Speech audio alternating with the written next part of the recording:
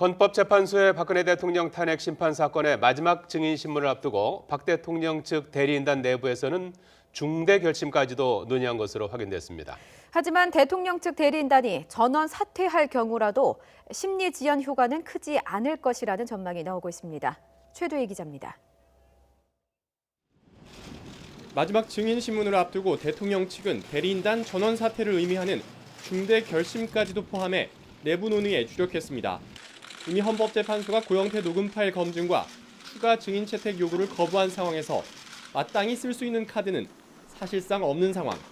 만약 대통령 측이 전원 사퇴 카드를 꺼내든다면 이번 탄핵 심판의 성격을 어떻게 보느냐가 관건입니다. 헌법재판소법 25조 3항에는 소송 당사자가 사인일 경우 변호사를 대리인으로 선임하지 않으면 심판 청구를 수행하지 못한다고 돼 있기 때문입니다. 하지만 이 항을 보면 국가기관의 경우 임의로 변호사를 선임할 수도 그렇지 않을 수도 있습니다.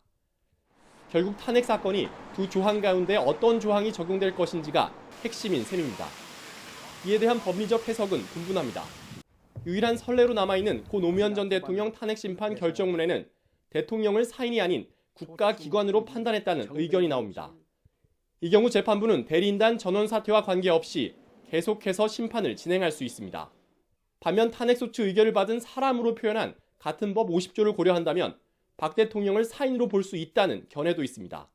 하지만 이 경우에도 재판부가 헌법소원 사건처럼 새로 국선 변호인을 선임한다면 별다른 문제가 없을 것이란 해석입니다. 이에 따라 심리가 일부 지연되더라도 오는 3월 10일 전후 최종 선고라는 일정표대로 탄핵 열차가 종착역에 향하는데 큰 무리는 없을 전망입니다. YTN 최두희입니다.